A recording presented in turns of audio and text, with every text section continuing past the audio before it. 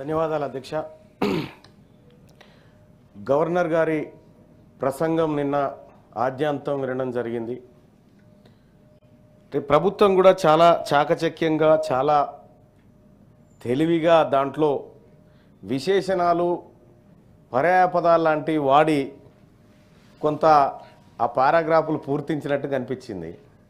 కానీ ఎంతో కొంత వాస్తవం ఎంతుంది, నిజమెంత అనేటువంటి విషయాలను కూడా మాట్లాడుకోవాల్సినటువంటి అవసరం ఉంది అధ్యక్ష. ఇక్కడ గవర్నర్ గారి ప్రసంగంలో తెలంగాణ గుర్తింపు వారసత్వాన్ని గౌరవించడం అని చెప్పి ప్రధానంగా ఒకటి మాట్లాడడం జరిగింది అధ్యక్ష. తెలంగాణ అనేది ఒక భౌగోళిక ప్రాంతం మాత్రమే కాదు అని చెప్తూనే ఆరో పేరాలో తెలంగాణకు చెందిన గొప్ప వ్యక్తులను గుర్తిస్తూ ప్రభుత్వం సాహిత్య సాంస్కృతిక ఉద్దండులైన గద్దరు, ఆ తర్వాత గూడంజయ ఇటువంటి వాళ్ళందరినీ గౌరవించుకుంటామనేటువంటి మాట చెప్పింది అధ్యక్ష. 14 నెలలు గడిచింది అధ్యక్ష. ఇక్కడ అమరవీరుల కుటుంబాలకు ఒక ఉద్యోగం ఇస్తామని, వాళ్ళకు ఒక 25,000 రూపాయల పెన్షన్ ఇస్తామని రాష్ట్ర ప్రభుత్వం తన మేనిఫెస్టోలో కాంగ్రెస్ పార్టీ చెప్పింది అధ్యక్ష. కానీ ఇప్పటి వరకు అట్లాంటిది ఏం అమలు చేయలే అధ్యక్ష. రెండో విషయం, ఇట్లా ఈ 60కి 60 ఉన్నాయి మాట్లాడుకోవాల్సినవి. కానీ నేను ప్రధానంగా మిగతా మిత్రులందరూ మాట్లాడింది కాకుండా నేను ప్రధానంగా ఇందులో ఇదే గవర్నర్ గారి ప్రసంగంలో సామాజిక అంశానికి సంబంధించినటువంటిది, సామాజిక న్యాయం సమాన అవకాశాలు అందేలా చూడడం అని చెప్పి సమగ్ర కుటుంబ సర్వే విషయాన్ని ప్రస్తావించడం జరిగింది అధ్యక్ష. ఇదే విషయాన్ని చాలామంది ముఖ్యమంత్రి గారు కానీ మంత్రులు కానీ చాలామంది ఈ విషయాన్ని మాట్లాడడం జరిగింది అధ్యక్ష. నేను పదే పదే చెప్పిన అధ్యక్ష, సమగ్ర కుటుంబ సర్వే మనం ఏదైతే కుల సర్వే చేసినామో కుల సర్వే పారదర్శకంగా లేదు, అనేకమైనటువంటి తప్పులు ఉన్నాయి, డాటా మిస్ అయిపోయింది, సరి చూసుకోండి అని చెప్పి ఇదే వేదిక మీద నుంచి చెప్పడం జరిగింది అధ్యక్ష ఆ రోజు. కానీ ప్రభుత్వం ఆ వైపు ప్రయత్నం చేసినట్టుగా అనిపించట్లేదు అధ్యక్ష. ఒక విషయం చెప్తా అధ్యక్ష, పాపం మా గౌరవ మంత్రులు వీళ్ళందరూ కూడా జాగ్రత్తగా వినాల్సినటువంటి అంశం అధ్యక్ష. ఇది Telangana socio economic survey book అధ్యక్ష. ఇది ఇచ్చిందే రాష్ట్ర ప్రభుత్వం ఇచ్చింది అధ్యక్ష మొన్న. దీనిపైన గౌరవ ముఖ్యమంత్రి గారి ఫోటో, గౌరవ ఉప ముఖ్యమంత్రి గారి ఫోటో ఉంది. తెలంగాణ సోషియో ఎకనామిక్ అవుట్లుక్ 2024 అని ఇచ్చింది అధ్యక్ష. ఈ రాష్ట్ర ప్రభుత్వం చేసిన కుల సర్వే తప్పు అని ఈ బుక్ చెప్తా ఉంది అధ్యక్ష. ఎట్లా చెప్తా ఉందంటే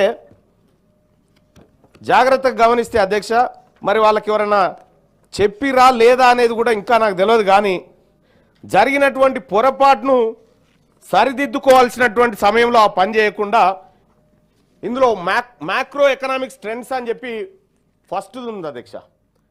దీంట్లో క్లియర్గా మనం ఏం చెప్పినాం అధ్యక్ష, GSDP Telangana GSDP in 2023-24 తెలంగాణ's gross state domestic product at current prices in 14.64 lakh crores 14,64,000 కోట్లు మన జిఎస్డిపి 2023-24 అని చెప్పినాం.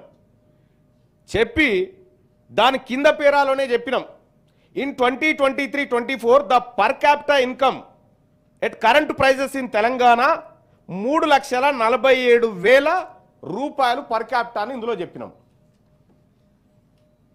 అంటే మన దగ్గర ఉన్నటువంటి 14,67,000 కోట్ల రూపాయలను ఒక్కొక్క తలకు 3,47,000 రూపాయల చొప్పున మనం పంపిణీ చేసినాం. ఈ 14,64,000ను డివైడెడ్ బై 3,47,000 కొడితే తెలంగాణ జనాభా. ఓకే, గౌరవ సభ్యులకు చెప్తా ఉన్నా, ఇక్కడ ఏమైనా మిస్టేక్ అయితే కూడా నాకు సూచన చేయండి. తెలంగాణ జిఎస్డిపి 14,64,000 కోట్ల రూపాయలు అయినప్పుడు ఇదే పుస్తకంలో రాష్ట్ర ప్రభుత్వం ఇచ్చిన పుస్తకం ఆధారంగా జనాభా 4,21,90,201. మరి ఈ పుస్తకం తప్ప, రాష్ట్ర ప్రభుత్వం చేసిన సమగ్ర కుటుంబ సర్వే తప్ప, ముఖ్యమంత్రి గారి ప్రకటన తప్ప, ఇందులో ఏది వాస్తవం? ఒక్క నిమిషం అది అన్న ఇది మాట్లాడిన తర్వాత చెప్పండి. ఒక విషయం దానికి క్లారిఫై తప్ప అని అడుగుతున్నప్పుడు చెప్పడానికి నాకు సంబంధిత శాఖ మంత్రి కూడా కాబట్టి ఒక్క నిమిషం. గౌరవ సభ్యులు కూడా అనేక సందర్భాల లోపల ఈ కుల సర్వే సమావేశాల్లో భాగస్వామ్యమైనారు. ప్రత్యక్షంగా ఫీల్డ్ మీద కూడా చేసినాం. వారు కూడా సమాచారాన్ని ఇచ్చినారు. చాలామంది సభ్యులు కూడా సమాచారాన్ని ఇచ్చినారు. నేను సభ ద్వారా సభ మర్యాదను దృష్టిలో ఉంచుకొని నేను వాస్తవాన్ని చెప్పే ప్రయత్నం చేస్తాను. ఇక్కడ కూడా నేను మళ్ళీ చెప్తాను, ఒకవేళ వారు చెప్తున్నటువంటి ప్రకారంగా అది బుక్కులో లెక్క ఉండొచ్చు. బుక్కు లెక్కకు సంబంధించి నేను డెఫినెట్లీ మీరు మీ ఆరోపణ చేసే అవకాశం ఉంది. దానికి సంబంధించి కాదు. తెలంగాణ రాష్ట్రంలో ప్రతి 150 ఇండ్లకు ఒక యూనిట్గా తీసుకొని ఆ 150 మంది ఇండ్లకు ఒక పరిశీలకుని, అటువంటి 10 మంది ఆ ఎన్యూమరేటర్స్కు సంబంధించి పైన ఒక పరిశీలకుని పెట్టి, మండల స్థాయి అధికారులను పెట్టి, జిల్లా స్థాయి అధికారులను పెట్టి రాష్ట్ర వ్యాప్తంగా అనేక రకాలుగా దానికి సంబంధించినటువంటి వికేంద్రీకరణ ద్వారా శిక్షణ ఇచ్చి దానికి క్వశ్చనేర్ చేసి క్వశ్చనేర్ను కూడా వారు చూసినారు. అన్ని రకాలుగా ఇదన్నీ జరిగినాయి. ఇది స్వచ్ఛందంగా ఇచ్చేటువంటి సమాచారం. గౌరవ పెద్దలు కొంతమంది ఇవ్వకపోయి ఉండొచ్చు, కానీ వచ్చినటువంటి స్వచ్ఛంద సమాచారాన్ని ఈరోజు ఒక డాటా ప్రభుత్వం దగ్గర ఉంది. ప్రభుత్వం డాటా దాచిపెట్టుకుంటలేదు. దాంట్లో ఆర్థిక పర్ క్యాపిటాకు సంబంధించిన అకౌంట్ ఎక్కడ చెప్తలేదు. స్వచ్ఛందంగా తెలంగాణ సమాజం ఇచ్చినటువంటి సమాచారాన్ని బహిరంగంగా ప్రభుత్వం అధికారికంగా శాసనసభలో లెక్కల ద్వారా చూపెడతా ఉంది. మీకేమైనా అభ్యంతరాలు ఉంటే దయచేసి నేను గౌరవ సభ్యుని కోరుతా ఉన్నా, వారు కూడా బలహీన వర్గాలకు సంబంధించిన గొంతుగా మాట్లాడేటువంటి సందర్భం ప్రయత్నం చేస్తూ ఉన్నారు. మేము విద్యార్థి దశ నుంచి కూడా బలహీన వర్గాలకు సంబంధించిన ఆలోచనతో ఉన్నటువంటి వాళ్ళమే. మీరు కూడా ప్రత్యక్షంగా అనేక సందర్భాల్లో 20-30 సంవత్సరాల నుంచి అనేక సందర్భాల్లో చూస్తూ ఉన్నారు. నేను వ్యక్తిగతమైన అంశానికి సంబంధించి ఇలా చైర్లో కూర్చున్నారు కాబట్టి చెప్తా ఉన్నా. సార్, అసలు స్వాతంత్రం రాకముందు 1931లో జరిగినటువంటి లెక్కలు. ఇందులో జనాభాకు సంబంధించి మీకు ఏమైనా డిఫరెంట్ ఆఫ్ ఒపీనియన్ ఉంటే right, you can express your what ever you want say. నేను అడుగుతున్నటువంటిది ఇలా బలహీన వర్గాలకు సంబంధించిన ఒక శాతం 56% ఈ ప్రభుత్వంకు వచ్చిన సమాచారాన్ని అనుగుణంగా అందించినాం. దాని తదుపరి రాష్ట్రంలో ఉన్న కొంత బీసీ మేధావులను, ఇంటెలెక్చువల్స్ను, రిటైర్డ్ అధికారులను, సంఘాల వాళ్ళని పిలిచి నా ఛాంబర్లని అధికారంగా సమావేశం పెట్టిన అధ్యక్ష. వాళ్ళు 3 అంశాలు కోరినారు. ఒకటి, మళ్ళీ ఎవరైనా మిస్ అయి ఉంటే అప్లికేషన్ పెట్టుకోవడానికి అవకాశం ఇవ్వన్నారు. 12వ తారీఖు నుంచి 28వ తారీఖు దాకా 3 విధానాలల్లో, ఆన్లైన్ సిస్టంలో, వెబ్సైట్ ద్వారా, అదేవిధంగా మండలాల్లో ఉన్నటువంటి ప్రజాపాలన కార్యాలయాల్లో 3 రకాలుగా అప్లికేషన్లు ఇచ్చాం అధ్యక్ష. సమాచారాన్ని అంతా కూడా క్రోడీకరించి ఈ రిజర్వేషన్ శాతంతో రేపు 18వ తారీఖు నాడు చట్టాన్ని చేస్తాం. మనం ఇక్కడ చట్టాన్ని చేసి కేంద్రం దగ్గర పోయి స్థానిక సంస్థలతో పాటుగా విద్యా ఉపాధి అవకాశాలు చేస్తూ ఉన్నాం. మనం వాటిని అమలు చేసుకునే దిశలో దీనికి సంబంధించి మీరు ఒక బలహీన వర్గాల బిడ్డగా శాతానికి సంబంధించిన డిఫరెన్స్ ఒపీనియన్ మీద పేరు పెట్టి ఈ యొక్క మేజర్ అంశానికి విఘాతం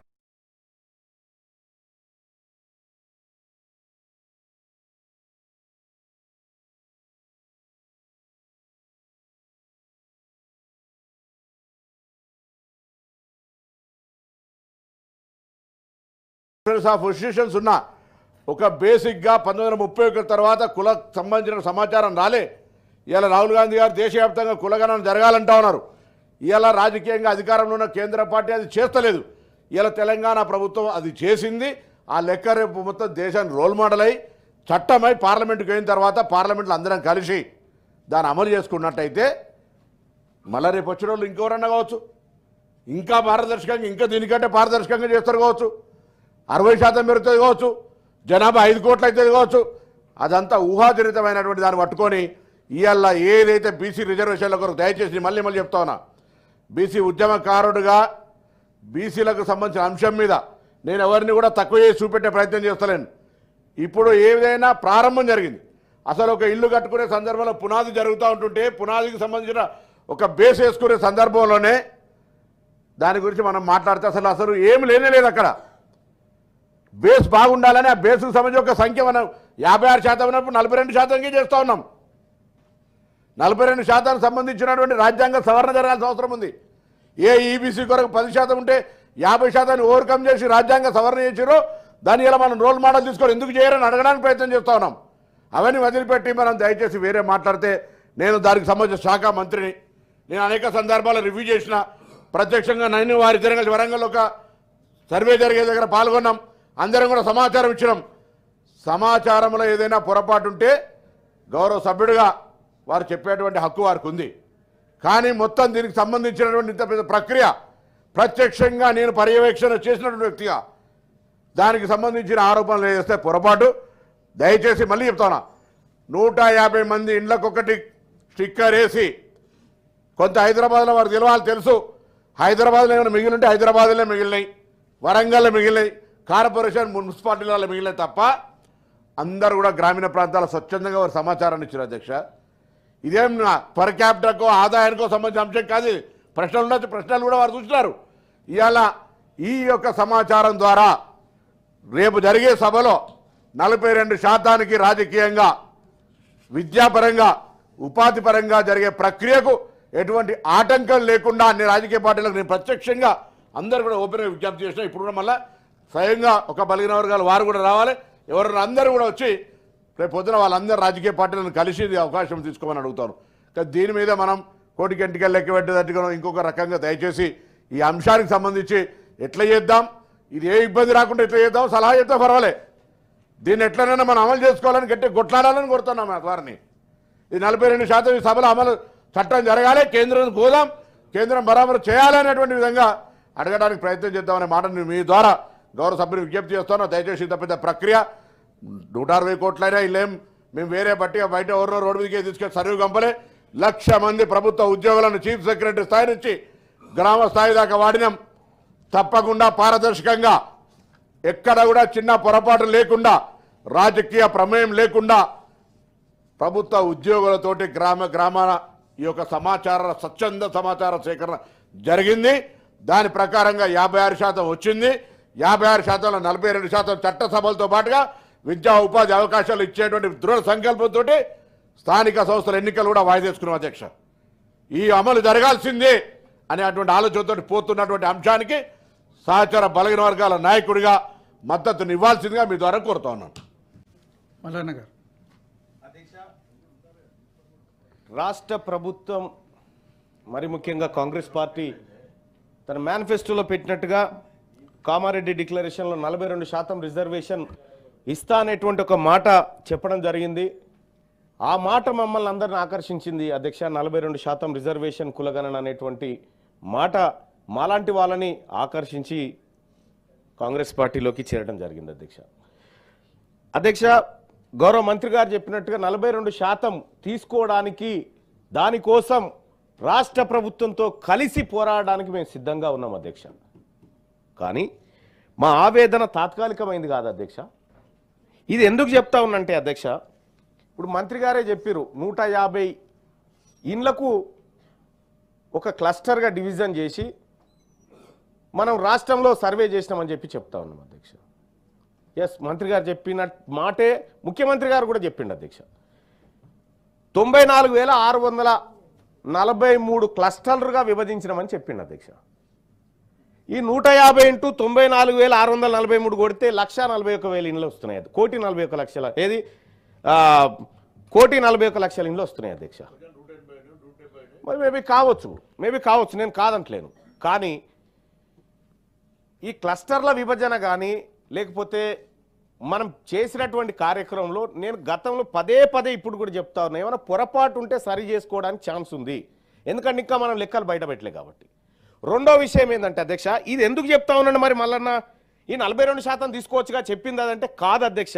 అక్కడ దాని చాటును దాగి ఉన్న ప్రమాదాన్ని చెప్తా ఉన్నాను నేను. దయచేసి మా అన్నగారు గమనించాలి, గౌరవ మంత్రి గారు గమనించాలి అధ్యక్ష. 42% మాకు ఇస్తాన్న మాటకు కట్టుబడి ఉన్నందుకు కాంగ్రెస్ పార్టీకి, ఆ పార్టీ అధినాయకత్వానికి మేము కృతజ్ఞతతో ఉన్నాం అధ్యక్ష. బీసీలం ఇప్పటికి కూడా ఉంటాం. కానీ ఇక్కడ ఈడబ్ల్యూఎస్ కోటా అధ్యక్ష, గౌరవ జీవన్ రెడ్డి గారు ఒకానొక సందర్భంలో మేము 10% లేమయ్యా, మాకు 10% ఎందుకు ఇస్తున్నారయ్యా ఈడబ్ల్యూఎస్ అని చెప్పి జీవన్ రెడ్డి గారు చెప్పినటువంటి మాట అధ్యక్ష. ఇక్కడ అనూహ్యంగా అప్పర్ కాస్ట్ జనాభా పెంచి చూపించడం ద్వారా ఈడబ్ల్యూఎస్ కోటా 10కు 10 అమలు చేసుకోవడానికి ఇది ఉపయోగపడుతుంది అధ్యక్ష. మరి ఈ 56% చూపిస్తే వాస్తవానికి నా అంచనా ప్రకారం ప్రభుత్వ లెక్కల ప్రకారమే ఎక్కువ ఉంది. అయినా కూడా ఓకే, పర్వాలేదు అధ్యక్ష. కానీ ఈడబ్ల్యూఎస్ కోటా ఇది నిన్ననే గ్రూప్ 1 రిజల్ట్స్ వచ్చినాయి, గ్రూప్ 2 మెరిట్ లిస్ట్ వేసినాం. వాళ్లకు దక్కాల్సిన వాటా కంటే అధిక మొత్తంలో దక్కుతా ఉంది. ఎందుకు దక్కుతుంది? ఇక్కడ నీ జనాభా తక్కువ చూపించి వాళ్ళది ఎక్కువ చూపించడం వల్ల ఆ 10% ఇంప్లిమెంట్ అవుతుంది. లేకపోతే కోర్టు ఆ 10%ను ఉంచవు. మరి ఈ వర్గాలకు దక్కాల్సినటువంటి ఉద్యోగాల దగ్గర, ఈ వర్గాలకు దక్కాల్సినటువంటి అవకాశాల దగ్గర ఈడబ్ల్యూఎస్ ఎఫెక్టివ్గా వర్క్ చేస్తూ ఉంది. దాన్ని రక్షించేటువంటి కార్యక్రమాలు జరుగుతూ ఉన్నాయి. ఓకే, చెప్తా. ఓకే, ఆ డాటాకు నోటిఫికేషన్కు ఇప్పుడు సంబంధం లేదని చెప్తా ఉన్నారు అధ్యక్ష. మంచిది అధ్యక్ష. నేను జరగబోయేది ఇప్పుడు ఈ రోజు జరిగిన అంశం గురించి కాదు అధ్యక్ష, భవిష్యత్తులో జరగబోతున్నటువంటి దాని గురించి చెప్తా ఉన్నా. నేను భవిష్యత్తులో జరగబోయేటువంటి ప్రమాదం గురించి మనమంతా ఇక్కడ ఉన్నటువంటి నాయకులం, గౌరవ మంత్రి గారు, మేమంతా బలహీన వర్గాల నుంచి బీసీ నాయకత్వం నుంచి వచ్చినటువంటి వాళ్ళం. మేమంతా మా వర్గాలకు అన్యాయం జరుగుతుంటే, గౌరవ అధ్యక్ష మీరు కూడా ఇదే వర్గాల నుంచి వచ్చినారు, ఈ వర్గాలకు ఫ్యూచర్లో జరిగేటువంటి ప్రమాదాన్ని పసిగట్టి లెక్కలు పక్కాగా ఉండాలని చెప్తా ఉన్నా. నేను ఇవాళ నేను 42%కు వ్యతిరేకంగా లేను. 42% తీసుకుంటాం, 42% బరాబర్ తీసుకుంటాం. అది మన వాటా తాత్కాలికమైందే, పూర్తి స్థాయిలో అంటలేం. ఇంకా మళ్ళీ తీసుకోవాల్సినటువంటి అవసరం ఉంటుంది. కానీ 42 అయితే తీసుకుంటాం, తీసుకొని ముందుకు పోతాం. ఇదే సమయంలో ఈ లెక్కల విషయంలో కూడా ఇదే పుస్తకంలో ఒక 10 సార్లు నిరూపించేంత డాటా ఉంది దీంట్లోనే. మరి ఈ రాష్ట్ర ప్రభుత్వం ఎందుకు ఇలాంటి లెక్కలు తీసుకొచ్చి కన్ఫ్యూజన్ క్రియేట్ చేసింది అనేది నాకు అర్థం కాలేదు. నేను గౌరవ మంత్రి గారు చెప్తా ఉన్నా, ఆయన మనసులో ఎలాంటి తేడా లేకపోవచ్చు, ఈ బీసీల పట్ల ప్రేమ ఉండొచ్చు, ఈ బీసీల సమాజం కోసం ఆయనకు ఆలోచన ఉండొచ్చు. కానీ ఆయన మంత్రిగా ఉన్నప్పుడు ఇలాంటిది జరగడం బాధ అనిపిస్తుంది అధ్యక్ష. కొంత జరగకూడదు, అది అట్లా జరగకూడదు. తెలంగాణ రాష్ట్రంలో అధ్యక్ష ఒక లెక్క చూస్తే కడుపు దరక్కపోతుంది అధ్యక్ష. 1956 నుంచి 52 నుంచి మొన్నటి వరకు మొత్తం ఈ అసెంబ్లీలో ఎంతమంది మహిళా సోదరిమణులు మా బీసీ ఎమ్మెల్యేలు వచ్చారు తెలుసా అధ్యక్ష? 8 మంది. ఆ 8 మందిలో 4 సార్లు మా అక్కనే, మిగతా వాళ్ళు 4 అధ్యక్ష. 68% మంత్రి పదవులు అప్పర్ కాస్ట్ అనుభవించింది అధ్యక్ష. ఈ లెక్కలు చూస్తూ ఉంటే బీసీలకు రాజకీయంగా జరిగినటువంటి అన్యాయాలు, ఉద్యోగపరంగా జరిగినటువంటి అన్యాయాలు అనేకం ఉన్నాయి అధ్యక్ష. ఇవాళ తెలంగాణ రాష్ట్రంలో నాన్ రెవెన్యూ ఐఏఎస్ క్యాడర్ని అప్గ్రేడ్ చేసినారు అధ్యక్ష. ఐఏఎస్లుగా మొత్తం 9 మందిని ఏమో చేసినట్టున్నారు అధ్యక్ష, ఒక్క బీసీ లీడర్లా. నేను మా మంత్రులకు రిక్వెస్ట్ చేస్తా ఉన్నా, ఇది ఎవరి మీదనో కోపం కాదు, ఈ వర్గాలకు జరుగుతున్నటువంటి అన్యాయం మీదనే ఈ బాధ. ఈ రాష్ట్ర ప్రభుత్వానికి మాకు పంచాయతీలు ఏం లేదు, ఒక్క కులగణన విషయంలో మాత్రమే నేను డిఫర్ చేస్తా ఉన్నా. ఇక్కడ గవర్నర్ గారు మాట్లాడిన ప్రసంగం కానీ లేకపోతే ఇంకోటి కానీ నేను అభ్యంతరాలు చెప్పను. ఇందులో ఉన్నటువంటి ఈ అంశం గురించే మాట్లాడదలుచుకున్నా అధ్యక్ష. ఇక్కడ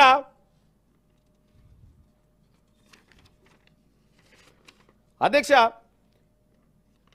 మంత్రివర్గంలో ఇప్పటి వరకు 1956 నుంచి 2019 వరకు 888 మంత్రి పదవులు భర్తయినాయి అధ్యక్ష మొత్తం ఈ ప్రాంతం నుంచి. అందులో 543 మంత్రి పదవులు అగ్రవర్ణాలకి చెందినాయి అధ్యక్ష. ఎస్సీలకు 111 దక్కినాయి అధ్యక్ష, ఎస్టీలకు 22 దక్కినాయి. ఇక 888 మంత్రి పదవులలో ఏది 19 వరకే, ఇది మళ్ళీ 23 కాదు. బీసీ మంత్రులు అయ్యింది 212 మంది 888లో. అంటే ఇక్కడ వాస్తవానికి కూడా ఈ తెలంగాణ రాష్ట్రానికి బీసీ ముఖ్యమంత్రి ఉంటే ఈ లెక్కలు పక్కాగా వాటా పక్కాగా దక్కేది అనేది బీసీ ప్రజల అభిప్రాయం అధ్యక్ష. మా పొన్నం ప్రభాకర్ అన్న ముఖ్యమంత్రి అయితే ఇలా ఈ లెక్కలు ఇట్లుండయి. మా సురేఖక్క ముఖ్యమంత్రి అయితే ఇట్లా ఉండదు, లెక్క మారిపోతుంది. ఎవరు అడ్డం పడుతురు? మేమెందుకు అడ్డం పడతాం? మేమెందుకు అడ్డం? ప్రభాకర్ అన్న ముఖ్యమంత్రి చేయమని మొత్తం తెలంగాణ జనం అంతా గదిలో వస్తుంది. కానీ ఆ టాపిక్ ఎందుకులే, కానీ ఆ టాపిక్ వద్దులే, కానీ ఆ టాపిక్ వద్దు అధ్యక్ష. మంత్రివర్గంలో కూడా 28% మంత్రి పదవులు రెడ్డి సామాజిక వర్గం వాళ్ళు అనుభవించారు అధ్యక్ష. 5% మంత్రి పదవులు వెలమలు అనుభవించారు అధ్యక్ష. కమ్మలు 13%, 3.5% క్షత్రియులు అనుభవించారు, 3.1% బ్రాహ్మణులు అనుభవించారు, 1.5% వైశ్యులు అనుభవించారు, 7% కాపులు అనుభవించారు. మొత్తం వీళ్ళు అప్పర్ కాస్ట్ అంతా కలిసి దాదాపు 61.1% పదవులను అనుభవించారు అధ్యక్ష, మంత్రి పదవులని. నన్ను ఎటు కలిపిన ఏం కాదు, నాది డ్యూయల్ సిమ్. రైట్గా 12.5% మంది ఎస్సీ మంత్రులు, 2.4% మంది ఎస్టీ మంత్రులు, ఇక మిగిలిన 23.2% అధ్యక్ష. 1931లో లెక్క తీసినా ఇదే శాతం ఉన్నది అధ్యక్ష. ఆ రోజు నుంచి వివక్ష కొనసాగుతూనే ఉంది. మరి ఈ వివక్ష పోవాలంటే ఖచ్చితంగా తెలంగాణ రాష్ట్రంలో బీసీల జనాభాకు తగ్గట్టుగా వాటా రావాలి. నేను ఈ సభ నుంచి చెప్తా ఉన్నా అధ్యక్ష, ఈడబ్ల్యూఎస్ కోటాకి నేను వ్యతిరేకం కాదు. అందులో ఉన్న పేదవానికి కరెక్ట్గా అని వాటా దక్కాలి. అందులో ఉన్న ఎంతమంది ఉన్నారో అంత వాటా దక్కాలి. కానీ అదనంగా ఇవ్వడం అనేది బీసీల తలలోంచి గుంజుకొని ఉద్యోగాలు ఇచ్చేటువంటి కార్యక్రమమే. ఇవాళ రాష్ట్ర ప్రభుత్వం చెప్తున్నట్టుగా గౌరవ ముఖ్యమంత్రి గారు కూడా చెప్పిండు ఏమని, నేను ఎక్కడైనా చర్చకు సిద్ధం అంటారు. ఇక మళ్ళీ అది చెప్పకుండా ఈ 42 మీద దృష్టి పెట్టండి, ఈ 42 కోసం మీరు సీరియస్గా ఎఫర్ట్ పెట్టండి, మేము పనిచేయడానికి, మేము కూడా మద్దతు చేయడానికి బీసీ సమాజం అంతా ఇలా మేము ముందు వరుసలో ఉంటాం. అలాగే అధ్యక్ష ఇక కొన్ని అంశాలు అధ్యక్ష, గవర్నర్ గారి ప్రసంగంలోంచి మహిళలు ఈ 2500 రూపాయలు ఎప్పుడు ఇస్తారని అడుగుతా ఉన్నారు అధ్యక్ష. ఇట్లా ఈ 6 గ్యారంటీలకు సంబంధించి ముఖ్యమంత్రి గారు కూడా ఒక టీవీ డిబేట్లో కూడా చెప్పిండు, మీ అనుకున్నమా ఉప్పర్ షేర్వాని అందరు పరేషాన్ అని చెప్తా ఉన్నాడు. ఇండియా టీవీ కాంక్లేవ్లో ఒకసారి ఈ రాష్ట్రంలో ఉన్నటువంటి ఆర్థిక పరిస్థితి గురించి మాట్లాడిండు. నిన్న సభలో కూడా మాట్లాడినట్టుండు సీఎం గారు. నేనేమంటున్నా అధ్యక్ష, ఈ మాట మనం అసెంబ్లీ ఎన్నికల ప్రచారంలో చెప్తే మన కోట్లేద్దురా అధ్యక్ష, మన గెలవనిద్దురా? అప్పుడు తెలియదా మనకు?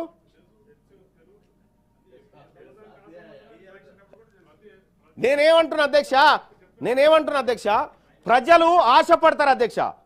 పెడతా అంటే తీసుకుంటారు, కొడతా అంటే భయపడతారు అధ్యక్ష. ప్రజలకు మనం ప్రజలకు ఆశ పెట్టి మీకు అన్నీ చేస్తామనేటువంటి ఆశ పెట్టి తీరా ఇవాళ మా దగ్గర ఏమీ లేదు, ఊపర్ షేర్వాని అందరు పరేషాన్ అంటే ఓట్లేసిన ప్రజలు ఎటు పోవాలి అధ్యక్ష? 14 నెలలు గడిచిపోయింది, ఒక టైం ఫ్రేమ్ అనేది ఉండాలిగా అధ్యక్ష. ఈ బడ్జెట్ అయిపోయింది, మళ్ళీ కొత్త బడ్జెట్ వచ్చింది.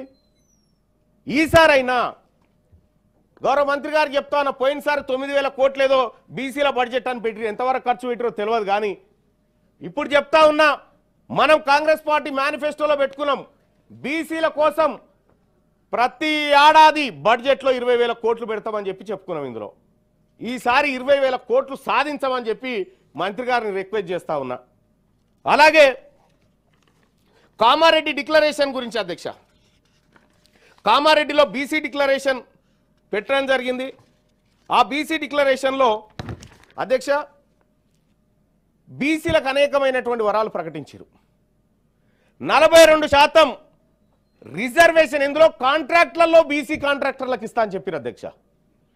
మరి ఇప్పుడు జరుగుతున్నటువంటి టెండర్లలో బీసీ కాంట్రాక్టర్లు ఈ ప్రభుత్వానికి ఎందుకు కనిపిస్తలేరు? లేరా? ఉన్నారా? ఇక సప్లాన్ పెడతామని చెప్పారు అధ్యక్ష. మహాత్మా జ్యోతిబా పూలే బీసీ సప్లాన్ తీసుకొస్తామని చెప్పారు. సప్లాన్ కాదు, కేటాయించిన నిధులే ఖర్చు పెట్టినట్టు కనిపించట్లేదు అధ్యక్ష. ఇక సపరేట్ ఎంబీసీ వెల్ఫేర్ మినిస్ట్రీని తీసుకొస్తా అన్నారు. సరే, ఎంబీసీ అయినా బీసీ అయినా మా అన్ననే కాబట్టి మాకే ఇబ్బంది లేదు. ఇదే కామారెడ్డి డిక్లరేషన్లో అధ్యక్ష ప్రతి మండలంలో బీసీ గురుకుల పాఠశాల పెడతామని చెప్పారు. అదెటు పోయిందో. ఎలక్షన్లు ఏది సొసైటీలకు ఎలక్షన్లు కండక్ట్ చేసి 10 లక్షల రూపాయలు ప్రతి సొసైటీకి ఇస్తామని ప్రభుత్వం చెప్పింది అధ్యక్ష. అలాగే ముదిరాజులను బీసీ డి నుంచి బీసీ ఏకు తీసుకొస్తామని ఈ మేనిఫెస్టోలో పెట్టినటువంటి అంశాలు అధ్యక్ష. యాదవులకు, కుర్మలకు, గౌడ్లకు, మున్నూరు కాపులకు ఇట్లా అన్ని ఏర్పాటు చేసి వాళ్ళందరికీ ఆర్థిక స్వావలంబన తీసుకొస్తాం, వాళ్ళ యువతకు లోన్లు ఇప్పిస్తామని చెప్పి ఇందులో చెప్పడం జరిగింది అధ్యక్ష. పద్మశాలిలకైతే మెగా పవర్ లూమ్ క్లస్టర్లు జగిత్యాల, నారాయణపేటలో, భువనగిరిలో ఏర్పాటు చేస్తామని చెప్పినాం. జనగామ జిల్లాకు సర్దార్ సర్వాయి పాపన్న పేరు పెట్టుకుంటామని చెప్పినాం. ఈ సర్దార్ సర్వాయి పాపన్న పేరు పెట్టడానికి, సర్వే సరిగా చేయడానికి ఖర్చు గదే అధ్యక్ష. కొత్తగా బడ్జెట్లు కేటాయించాల్సిందేమీ లేదు దాంట్లో. ఇక విశ్వకర్మలకైతే టూల్ కిట్లు ఇస్తామని చెప్పినాం. ఇవన్నీ బీసీ ప్రజలకు మనం హామీలు ఇచ్చి తీరా మన దగ్గర లేవు, మనది ఊపర్ చేర్వాని అందరు పరేషాన్ అని చేతులు లేవడితే బీసీ ప్రజలు ఏమైనా పిచ్చోళ్ళా? ఇవాళ ప్రాజెక్టులకు అంచనాలు పెంచుకోవడానికి డబ్బులుంటాయి, ప్రాజెక్టులకు కట్టుకోవడానికి అంచనాలు పెంచుకోవడానికి డబ్బులుంటాయి, కానీ బీసీల దగ్గరకు వచ్చేసరికి ఇవన్నీ ఇవ్వడానికి ఊపర్ షేర్వాని అందరు పరేషాన్ అంటే ఎట్లా? గవర్నర్ గారి ప్రసంగంలో చాలా ఎవరు రెడీ చేసిరో డాక్యుమెంట్ చాలా తెలివిగా రెడీ చేసిరు, ఎవ్వరికి దొరకకుండా చిక్కకుండా మంచిగా రాసుకొచ్చిరు ఇలా. కానీ రేపు పొద్దున పెట్టేటువంటి బడ్జెట్లో కూడా గౌరవనీయులు మంత్రివర్యులు మా అక్కకు చెప్తా ఉన్నా, అక్క బీసీ మహిళలకు కూడా మహిళా కోటాలో వాటా దక్కాలే. ఇవాళ మన లెక్కలేందో తెలుస్తా ఉన్నటువంటి సందర్భంలో ఈ అంశంలో తెలంగాణ రాష్ట్ర అసెంబ్లీ తీర్మానం చేసి పంపాలి. 33% రిజర్వేషన్ మహిళలకు ఇస్తున్నప్పుడు అందులో ఎస్సీ మహిళకు, ఎస్టీ మహిళకు ఉంది కానీ బీసీ మహిళకు లేదు. బీసీ మహిళకు కూడా 33% రిజర్వేషన్లో పక్కా వాటా రావాలని చెప్పి ఈ సభలు తీర్మానం చేయాలని చెప్పి చెప్తా ఉన్నా అధ్యక్ష. ఒకటైతే ఫైనల్ కంక్లూజన్ అధ్యక్ష, సమగ్ర కుటుంబ సర్వే, కుల సర్వే మా బీసీ వర్గాలను మెప్పించలేకపోయింది. మా ముందున్నటువంటి 42% అనేటువంటి రిజర్వేషన్ అంశం ఇంకా సజీవంగా ఉంది కాబట్టి దానికోసమైనా 42% రిజర్వేషన్ ఇంప్లిమెంట్ చేయించడం కోసమైనా రాష్ట్ర ముఖ్యమంత్రి గారు చొరవ తీసుకోవాలి. మళ్ళా అక్కడికి పోయి ఊపర్ షేర్వాని అందరి పరిశాన్ అనకుండా తగు జాగ్రత్తలు తీసుకొని ఈ ప్రజలకు, మరి ముఖ్యంగా బీసీ వర్గాలకు రాష్ట్ర ప్రభుత్వం ఇచ్చిన ప్రతి మాట నిలబెట్టుకోవాలని తమరి ద్వారా తెలియజేస్తా ఉన్నా అధ్యక్ష. అలాగే ఈ ప్రభుత్వం 42% రిజర్వేషన్ అమలు చేయించేటువంటి కార్యక్రమంలో భాగంగా బీసీ వర్గాలుగా మేమందరం ఈ రాష్ట్ర ప్రభుత్వానికి అండగా ఉంటాం. మేమంతా ఈ రాష్ట్ర ప్రభుత్వానికి ఎక్కడ అవసరం పడ్డా మేమంతా తోడ్పాటును అందిస్తాం. ఈ రాష్ట్ర ప్రభుత్వానికి బీసీలకేం పంచాయతీ లేదు, గొడవలేం లేవు. వచ్చిందల్లా కులగణన దగ్గరే, లెక్కలు తక్కువ చూపడం వల్లనే వచ్చిందనేది వాళ్ళ పక్కాగా అర్థమవుతా ఉంది అధ్యక్ష. ఎన్నో రకాలుగా ఈ లెక్కలు తప్పనేది వాళ్ళ డాక్యుమెంట్ల ద్వారా బయటపడ్డ తర్వాత కూడా వితండవాదం చేసి ఇంకా ఇవి కరెక్ట్ ఉన్నాయి, చర్చకి ఎవరు వచ్చినా సరైనటువంటి మాటలు ఇక బంద్ చేసి 42% మీద దృష్టి పెట్టమని రాష్ట్ర ప్రభుత్వానికి తమరి ద్వారా సూచన చేస్తున్న అధ్యక్ష. ధన్యవాదాలు.